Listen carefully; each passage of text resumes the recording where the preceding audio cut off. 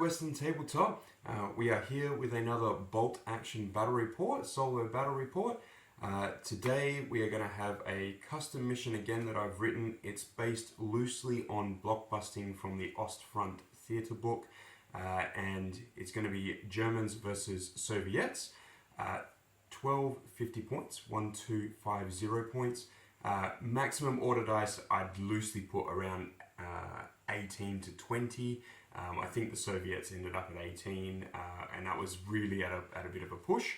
The mission overall is going to be capturing large ruins, small ruins, rubble piles as they progress through the city. We'll be fighting long edge to long edge. They will be outflanking. There will be no forward deployment though, as the mission sets up a little bit differently. The overall, I guess, theme of this is somewhere within the Stalingrad front, where the city fighting was going on, 1942, somewhere in there. With both lists that I've written, no Panzerfausts, no assault rifles, very little armoured support. This is going to be an infantry versus infantry kind of conflict. There is a little bit of, I guess, transport vehicle support, which I'll get into with the lists in a moment when you see those, but it is quite light on, and the line of sight and the amount of cover that's going to be available will mitigate some of those impacts. So the Germans, for example, they've got a Stug 3 with a light howitzer. The Soviets have a Ziz-2 anti-tank gun. That's kind of it in terms of heavy weapons. There's a couple of medium mortars, but there's nothing really else that's going on. The light howitzers are probably going to have limited use, I suspect.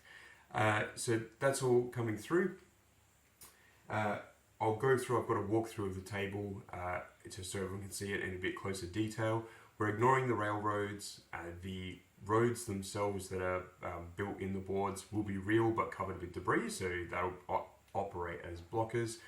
We're also going to be using the ruins and city fight rules from the Ostfront book, and all of them. So that includes the command rules, which I'll go over in a second, and it includes the additional benefits for rubble and hardcover and ruins, for those being, depending on the order that you have in those tables, it's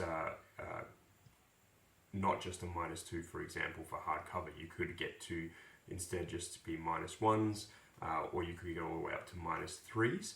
It's also cumulative with a down order, which means that if you were down in a piece of rubble, you are pretty much forcing 7s to hit. So the defenders have a good chance to hunker down. So Soviets on defense, Germans on offense. I'll just grab the rule book, because we also have in the city fighting section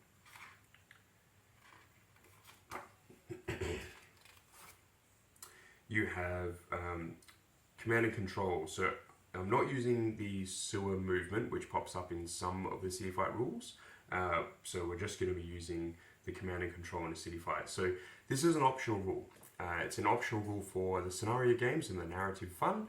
And the intent is that as the action gets going, the command and control elements of your force don't work as well. They just cease to be as effective. And so the rules to read this. At the end of each turn, one of each player's units must remain on down or ambush, and their order dice is not returned to the cup or the bag. If none of them are currently down, the opposing player selects one of their own and can change their orders to an ambush or a down, in which case they immediately lose a pin marker. So you can have things remain, you must have things remain down or an ambush, and if you can't do that, your opponent gets to change something to an ambush or a down, and they get the bonus of losing a pin marker. So it's like a free automatic order. In almost all circumstances, that would be changing it to an ambush to get a free pin drop and the ability to fire and or stay down. Headquarters units are not eligible to be chosen for that, and they are not subject to the next part of the rule, which is once you get to second turn, 2 or more units have to remain down or an ambush, and then 3 or more in turn 3, and so on. Turn 4 is 4.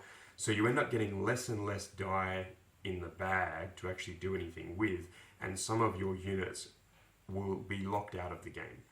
Now, every turn you'll get to change up potentially what those units are, so that will be quite interesting to find out, but you'll end up with a possibility that one or two units might be able to push quite far into an advance, but you can't actually get any further than that because everyone else is having to lock down. So it should mean that the game also runs at a fairly smooth and quick pace, because things will slow down the more in-depth we get, and kills will double down on that problem. So you're having to hold units, and units that are killed are obviously coming out of the bag, so you're going to end up with less and less dice overall to activate.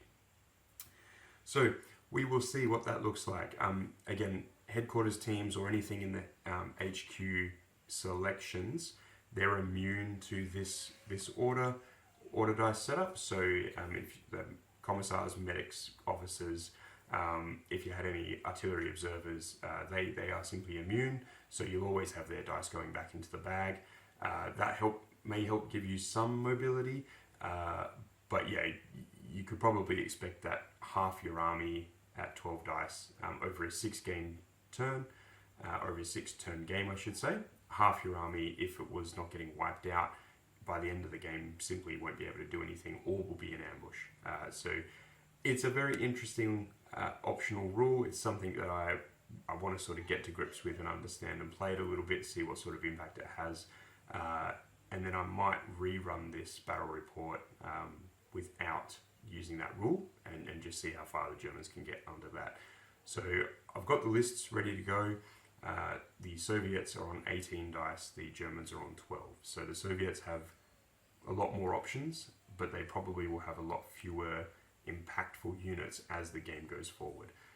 Veterans versus regulars for the most part in favour of the Germans. So we'll pick it up from here. I'm about to go and do the deployment, which is again a little bit loosely based on blockbusting, and yeah, we'll go from there.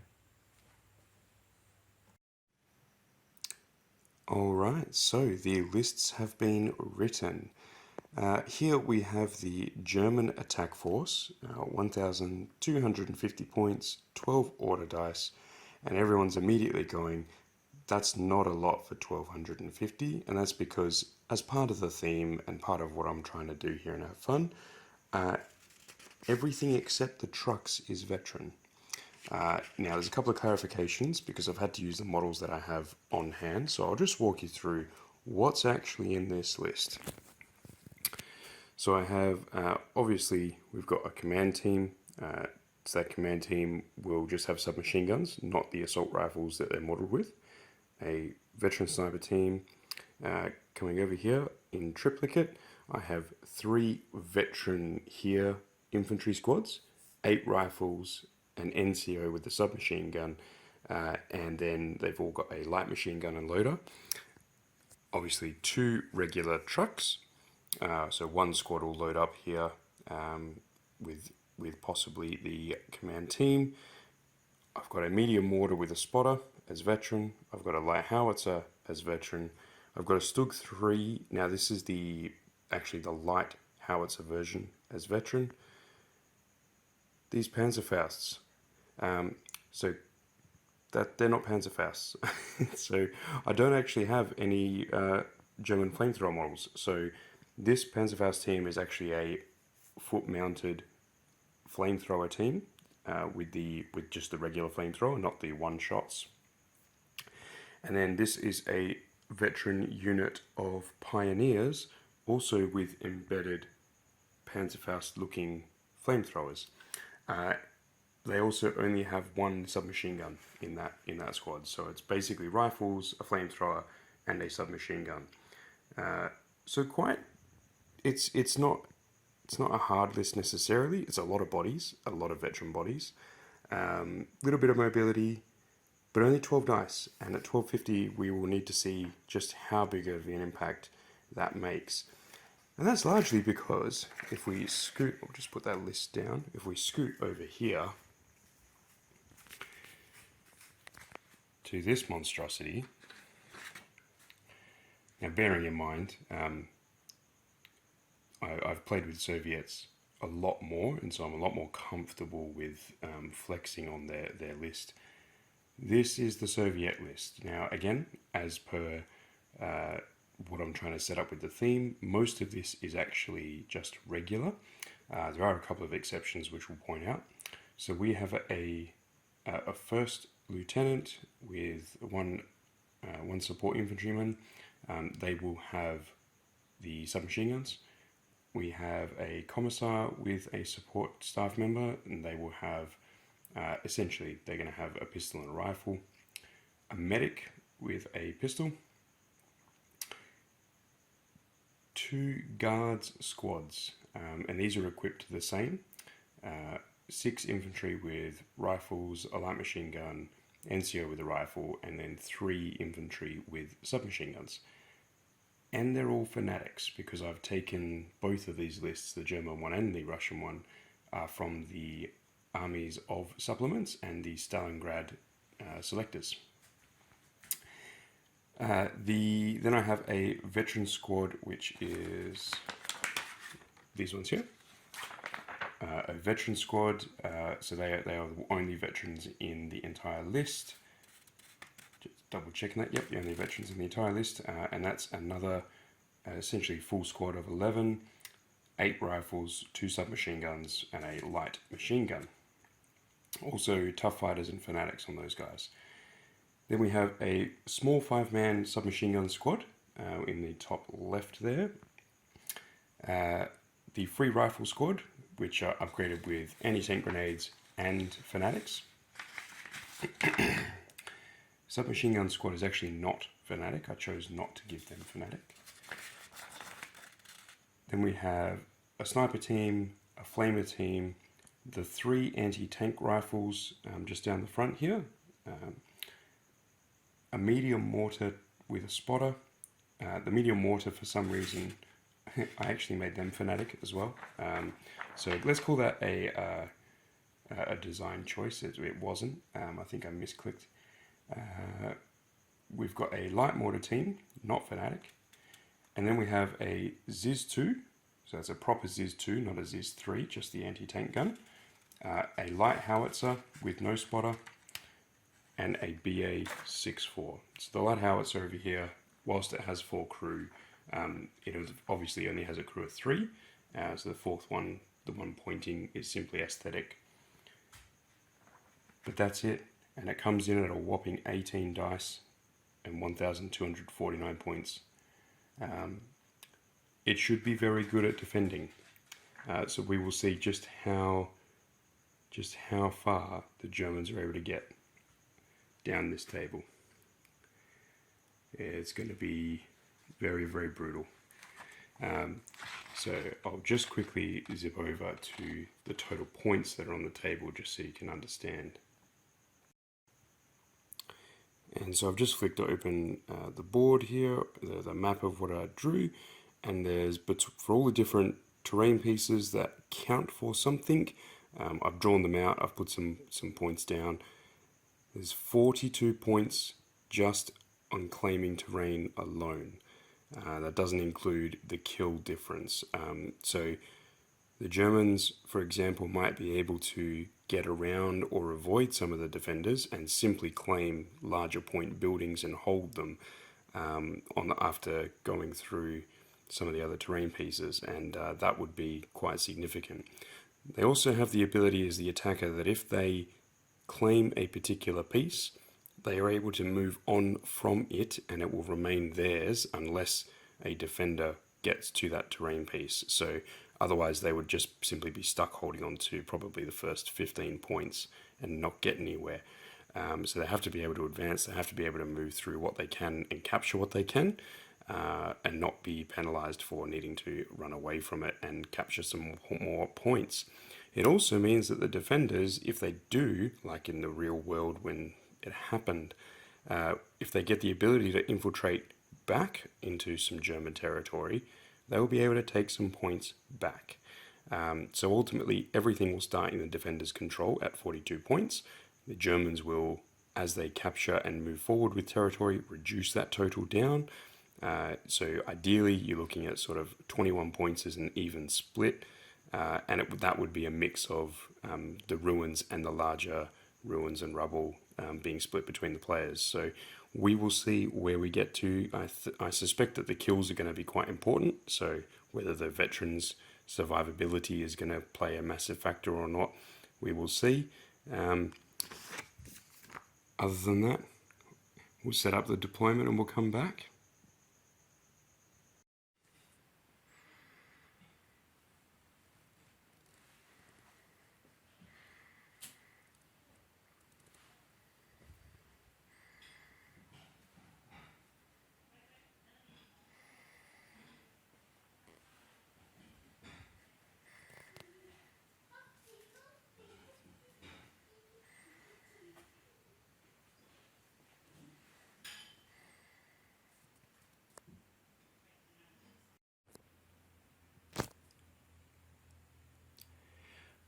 All right, we have deployment done, and I'll just step you through a couple of other things that you'll probably want me to make sense of as we go through. So the Soviets have deployed along this edge.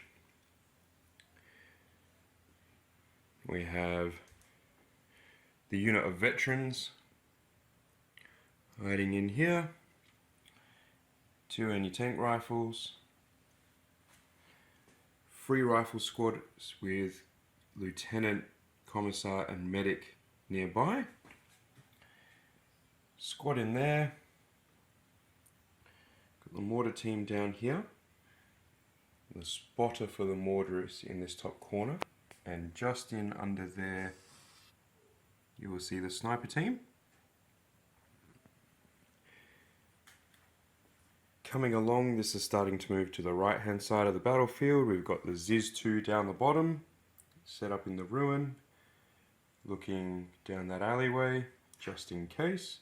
Another squad across the top, moving along. Light howitzer sitting piled amongst some rubble, the BA-64, and then in here we have the 5 submachine gunners, light mortar, last anti-tank rifle team, and the flamethrower, man-pack flamethrower. It's all set up for the Soviets. I'll zip round to the German side, and then I'll talk about, well, the ruins and a couple of the things I've had to do different. So the Germans are on this side.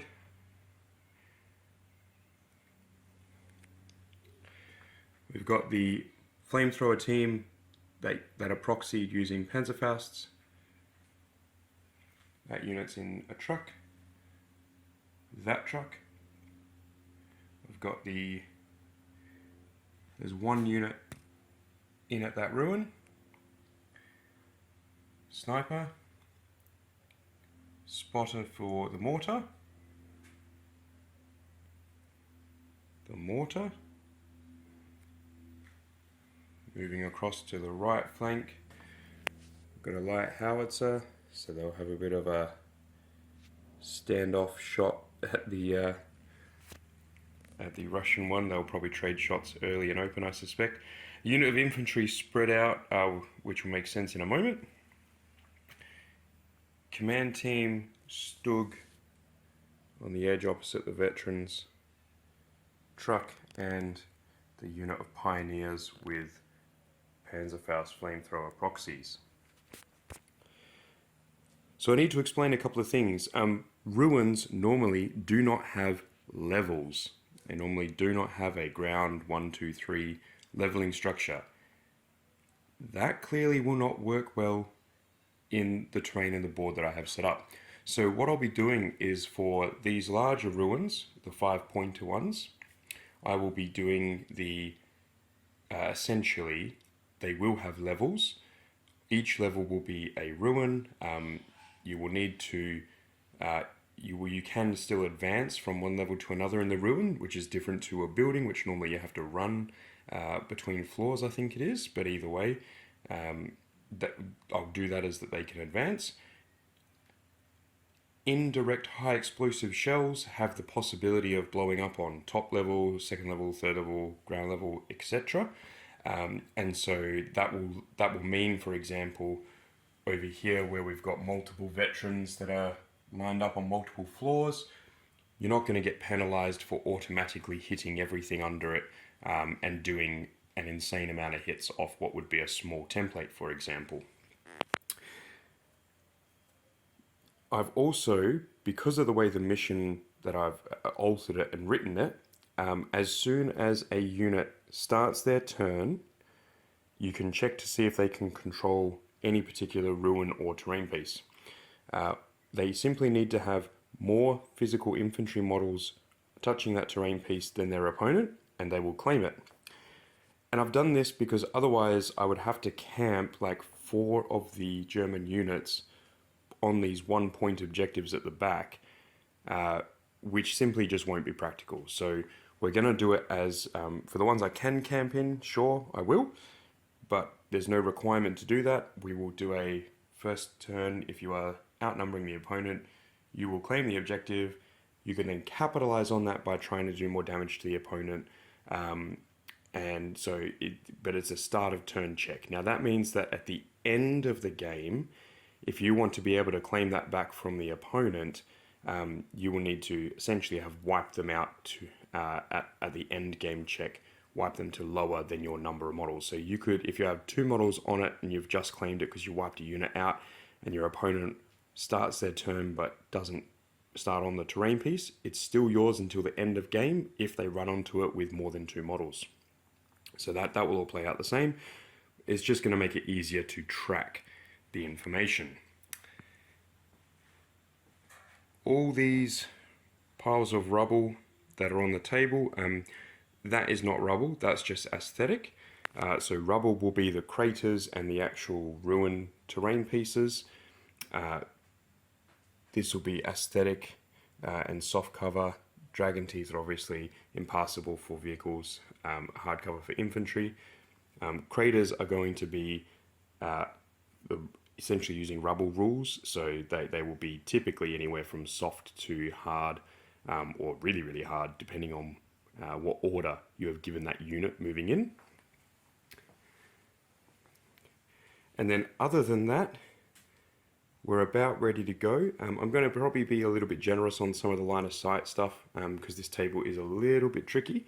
But all the main big ruins, the big 5-point ones, which is this one in the corner, 1, 2, 3, 4, 5, 6, and 7.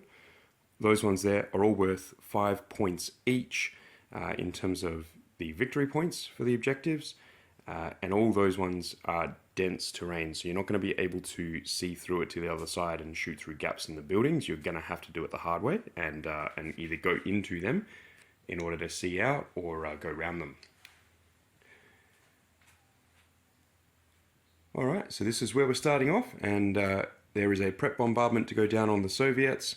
The Germans will be free of that prep bombardment as they are the attacker coming in on the defender. And arguably, there's 18 units in the Soviet army, so it kind of makes sense if I can hold a couple of those off. Okay, the preparatory bombardment is complete, so I've also marked all the units as hidden as per the modified scenario. So we have a lot of pins that have been distributed. The light artillery piece lost a crew member. They're obviously not on 4 pins, but I ran out of 2s, so that's half. Pins across the board, lots of rolling 4s and 5s across the board. So probably a lot of rallying, and I actually ran out of markers towards the end. Okay, so I'm about to go into the first turn now, and then I will do a turn recap after it has all moved. Okay, turn 1 is done and dusted. Some very interesting results, which I will gladly go through. Just do a bit of a walk around and then I'll zip into the action. You can see many things obviously have moved. Alright, so I'm going to start over on the right hand side on the Germans. These aren't the actions necessarily done in order, I'll just summarize what happened during the turn. So Stug moved up to get a closer range shot and essentially locate the veteran unit that was hidden and proceeded to miss. That unit then went on ambush. The truck shimmied around the back to avoid the ambush and getting shot. It was late in the turn. The unit then got out. The command team had already moved across. That was the Pioneer unit that had the flamethrower in it and a submachine gun. The veterans opened up on their ambush and succeeded on getting 3 successful hits and then 3 successful kills, including exceptional damage. So the flamer is now gone. Pioneers have lost a little bit of teeth there, and obviously on 1 pin, and they did no damage in return. This squad advanced up through as expected. Their shots were ineffectual. We've had the artillery firing at each other for range in with no benefit.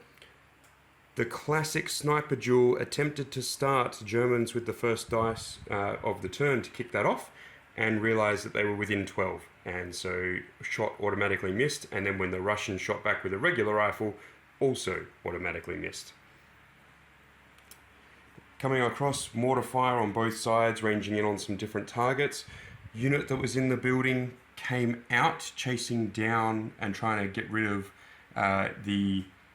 essentially put some more pins on the Flamer team. The Flamer team ended up activating anyway, only killed 1 model, but put 3 pins on, and then they passed their morale check.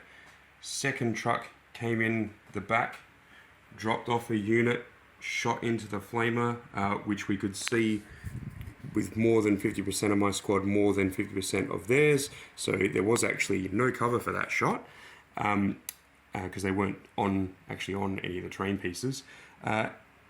Killed the loader, did a wound, but Russian reroll successfully on their morale check, and so he didn't bail. The German Flamer, however, did come up after the 5 submachine gunners were forced down for failing a rally order on 11. And so they then got obliterated. So we did have 1 dice killed off this turn. Repositioning of the light mortar, who was seeking targets ahead. And then all manner of things happening over here. So lots of pieces trying to either do rally orders or scoot across to get shots downfield or further upfield. The light artillery piece is being ranged in on by both the mortar and the light howitzer, so not particularly fantastic. These guys are probably going to take quite a bit of damage. They're on 1 pin, 2 models left, but that's maybe not going to last too long. The center line here essentially all just rallied and stayed hidden where possible, waiting for the enemy to close a little bit. Same with inside that main ruin. Couple of shots backward and forwards, and then we wrap out with the veterans. An interesting first turn. We're about to move into turn 2 with the dice up, and this is where the first part of that command and control has to happen. So both players need to declare one of their units that is on ambush or down and keep it down. Otherwise, their opponent gets to change one of their units to one of those orders instead, a ambush or a down order, but they automatically lose an additional pin marker.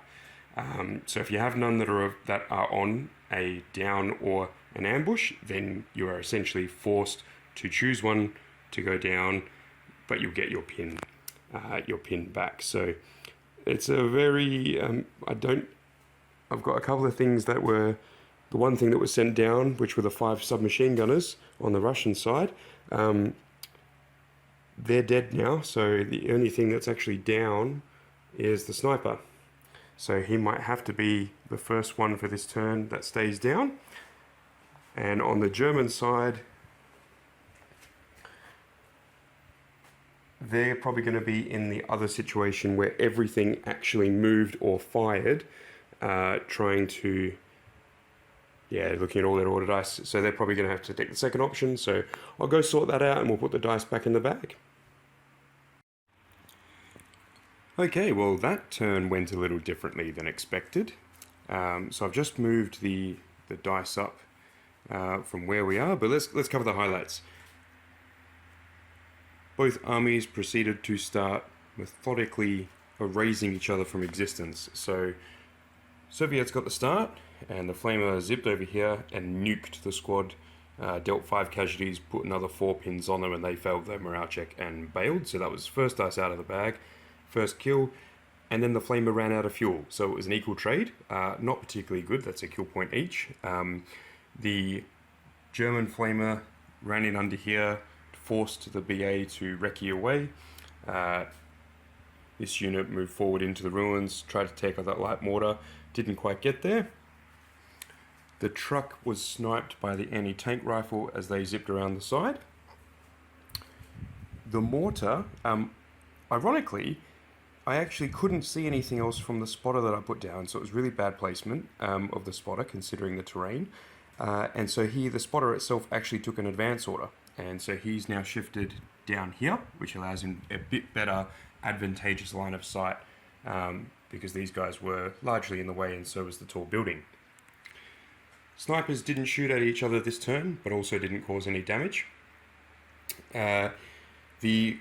Obviously the big missing piece on that rubble was the Soviet light howitzer, which was absolutely nuked from orbit from the German light howitzer.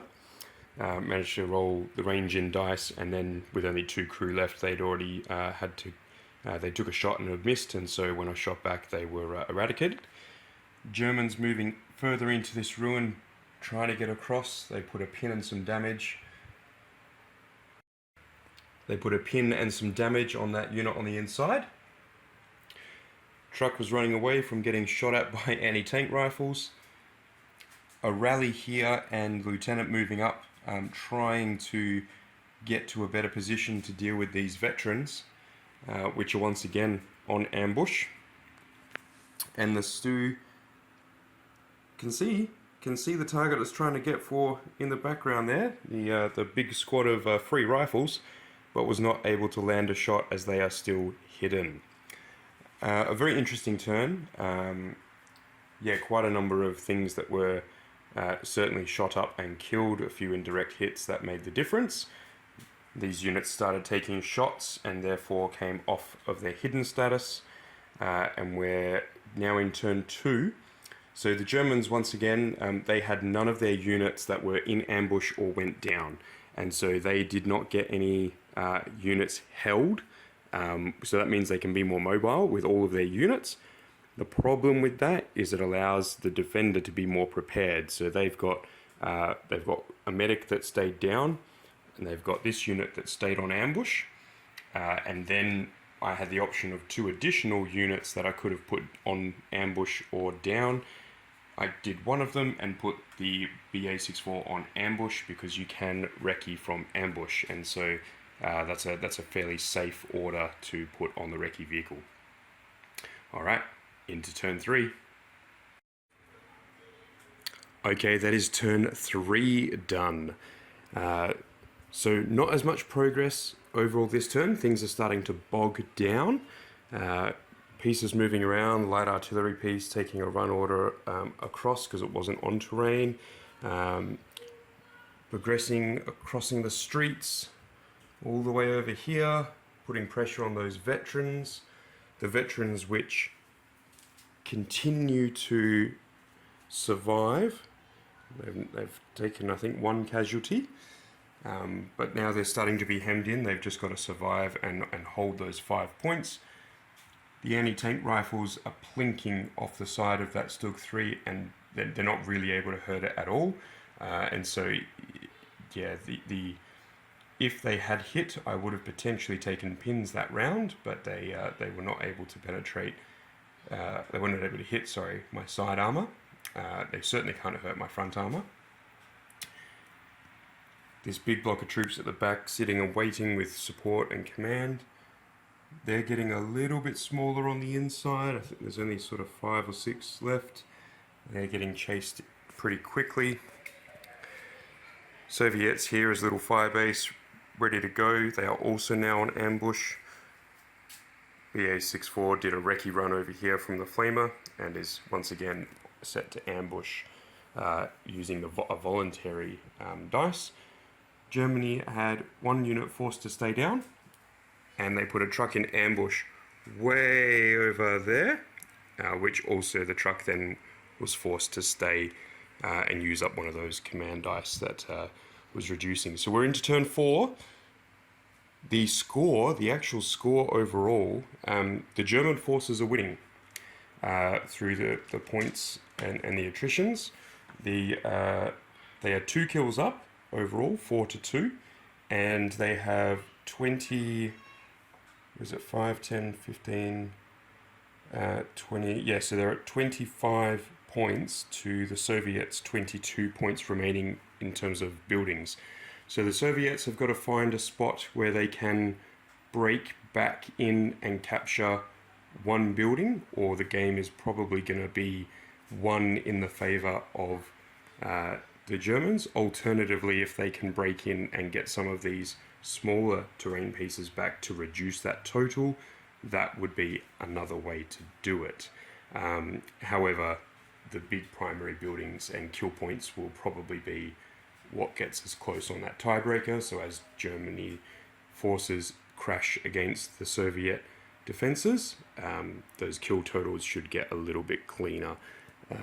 At the moment, Germany is actually got a 9-point lead. Okay, that is turn 4 done. Again, more moving around, a lot of action happened in the center here. Stug fighting off against the veterans still. So Germany pushing forward their attack and driving really hard. They almost doubled their kill point lead for no dice lost. So it is on kill points. It is 7 plays 2 for a 5-point advantage.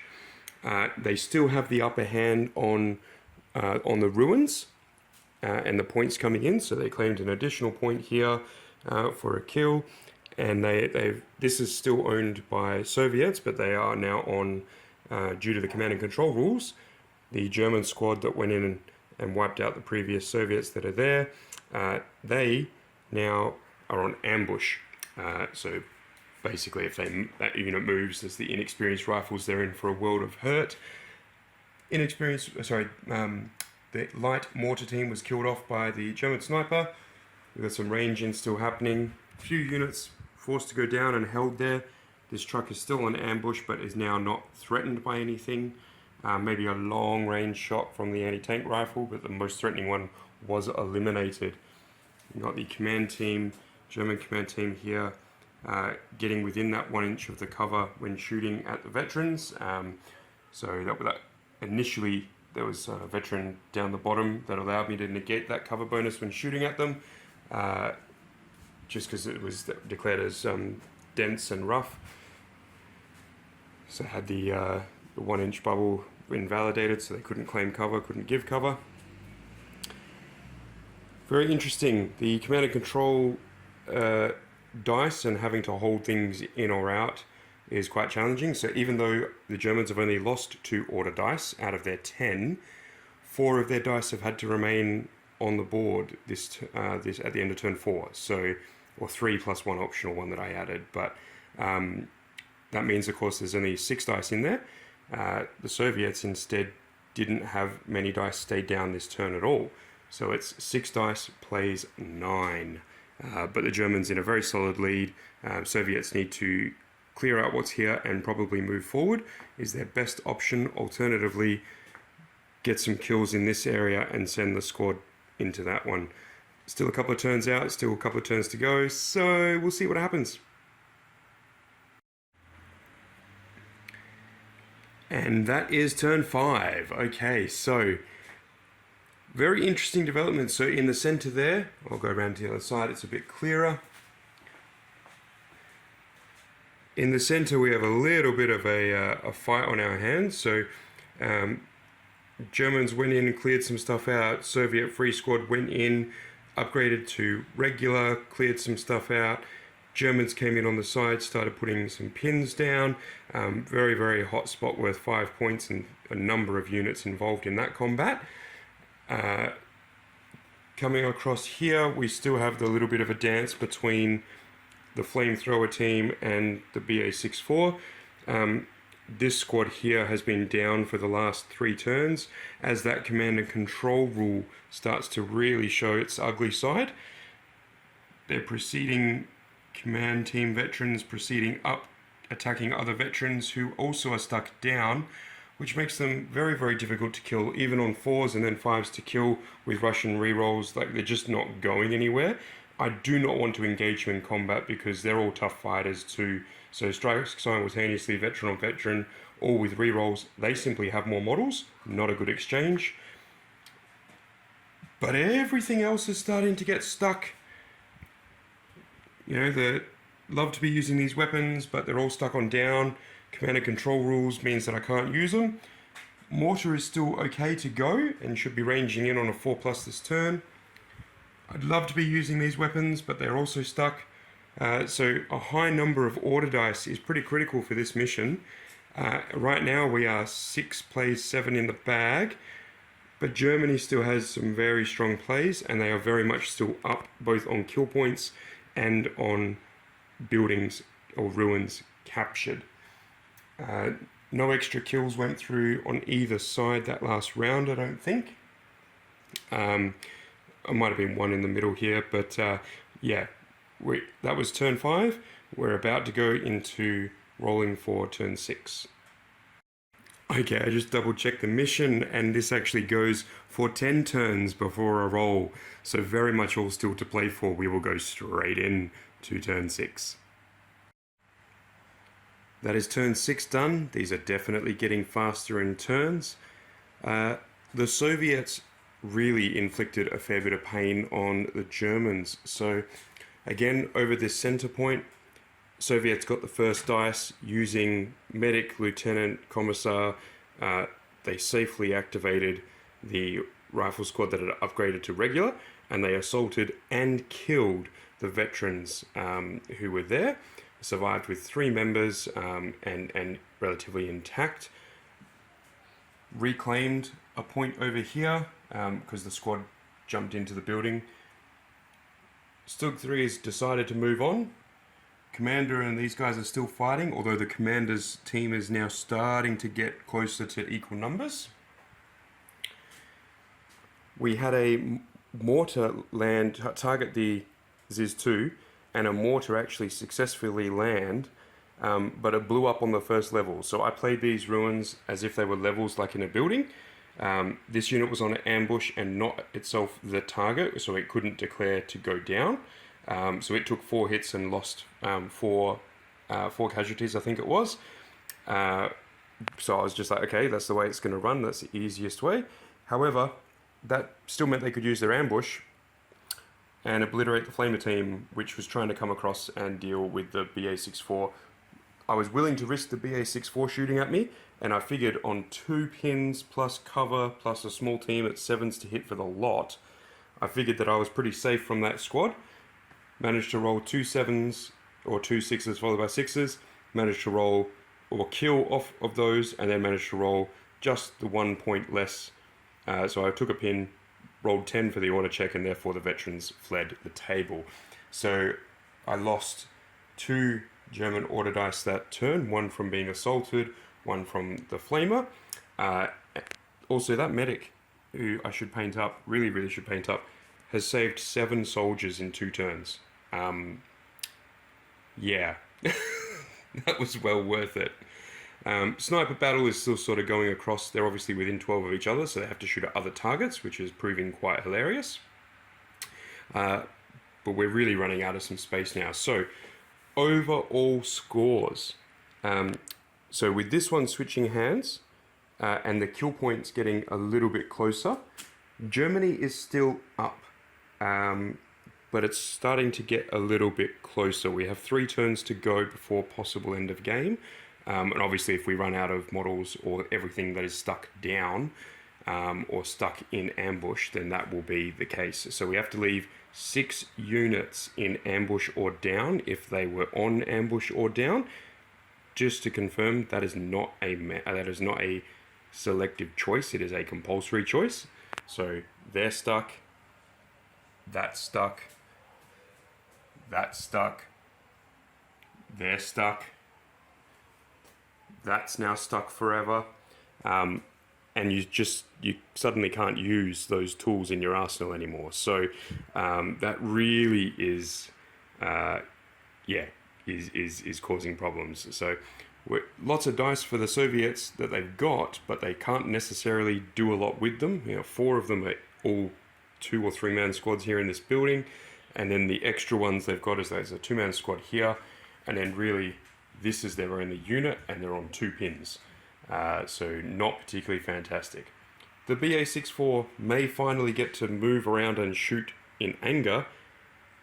There's not much they're going to be able to hit though. Alright, into turn 7. Not much changed in turn 7. The Stug obviously running after the 3 infantry. It is a ruin, so he will be able to continue chasing them. But yeah, not a whole lot happening. A lot of trade outs with no advantage whatsoever in 7s. We did have another kill over here. I think that command team will eventually get through those guys. Commissar's making a run for it to see if he can get over to this building, which will net them an extra 5 points. He's got to be careful though, he's inexperienced. And there is a German sniper still sitting at the top of this tower. Alright, into turn 8. Alright, into turn 8, and probably the biggest development is the Stug failed its order and had to reverse. The infantry squad remaining got away, so they claimed those 5 points back. The Commissar was eliminated. Only a pin was added here, but this rear armor shotting in point blank on a tank that is now going to be forced to be down for the mission rules, that's not good. That's not good. Mortar again cleaned up over here and started reducing numbers. So maybe the mortar will get some conversions and some kills, but I can't get a German unit there to actually claim it back. So even if I get the kills, there'll be 1 point per kill, but that'll be it. Getting tight now, going into turn 9. And as the dust settles, we just went to finish. I did the last couple of turns just all together because it was easier. We went out to turn 11 in this scenario. Wow, okay. So a couple of things. The Soviets successfully managed to win, including the kill ratio difference. They won by 2 points. And I'll show you where those 2 points came from. The first was the ability that this truck was locked down, so when a Soviet unit got closer, it auto died. So the 3 models, as soon as they were in this ruin and closer, that was a free point that Germany couldn't do anything about. That was one of them. The second point was the unit that came all the way through here. So these 2 buildings were worth 10 points. It came down here and it managed to hit this one for another point. So the 2 big buildings just evened out the score. That would have been equal at that point based on kills and scores. But this bit at the end, securing a truck kill simply by existing closest and by capturing this last one in the deployment zone of the Germans, is what got them the win. Now it could have been potentially that the Germans had a win absolutely in the possibilities here, but it's still 2v2 in this ruin. Still 2v2. The alternative that they could have done with this unit instead was track it down here and shoot down to try and kill these guys, but the odds were exactly the same, and there was a better chance of, well, not a better chance because the odds were the same. Actually, the odds would have been worse out here because they were hitting on 4s in here, ignoring cover, and they would have had to grant cover for 6s to the small team out here. So it was better to stay up here and take the shots, but despite the number of hits I was getting, I just couldn't convert 5s to kills to kill more than 1 at a time. So for about 7 turns, I killed 1 veteran Soviet fighter a turn, and of course they're fanatic, so they weren't ever going to run away. Not that you'd run away from 1 kill a turn anyway. These guys did get pretty badly decimated when the mortars came in and started hitting. Z's gun was fine, everything kept hitting the top, so they were laughing. In the last couple of turns, the Germans moved their sniper to the end to get shots down on the squad that was off the side. That had some merit and was a reasonable idea, except that they missed all their shots, and then the Soviet sniper shot them and got a bonus kill there. So you could argue that was one that they moved to get line of sight to maybe stop a victory point, and instead gave up 2 victory points, one for the sniper being killed, and the fact that they didn't stop the other 3 riflemen. Now, in the scenario, blockbusting and the control and command special rules, this whole, you've got a group of rebels that are like snaking around and cheekily taking back objectives and rightful land that you've controlled. That's absolutely part of the strategy. And as you can see, any unit that went down for any reason, including the vehicle, which took 2 rounds worth of shooting in the backside from that anti-tank rifle, any unit that went down almost immediately became stuck. Any unit that was stuck on ambush at the end of the turn and didn't have a weapon to fire, I thought I was being smart with that truck. I was not. It got stuck. You suddenly lost all those order dice out of the bag. So at the end, it was 2 German dice playing 6 Soviet dice, and the Soviets just had the options. You also had some of their more powerful weapons, because they had gone down due to being shot at, or due to, like for example, in the case of this artillery gun over here, they had gone down from, I think, voluntarily choosing to go down as a reaction to be shot at. So I didn't want to. I was like, I'll sink that dice there and let them be a fire magnet for the next turn, forgetting that in this scenario, it was never going to be allowed to come off being down. Very, very different. A lot of fun. Total victory points was, a Soviet win by 2, but the total victory points was 29 to 27 out of the possible amount. We had a couple of neutral buildings that were either contested, or actually one of them was never claimed because the Germans didn't have enough units to set it up that way, or they would have had their light howitzer committed to a crater right at the back and never be able to move, which I kind of didn't want to do. Although now that I've lost by 2 points, it's like that would have been an extra point to make it a draw. So, live and learn. Really good game, really fun lists. Something more historical rather than competitive or anything like that. But a real proper infantry slog. It was good. Anyway, let us know what you think of this one. Let us know if you want to know anything about this mission from the Ostfront book, or how I modified it. And we'll see you in the next one.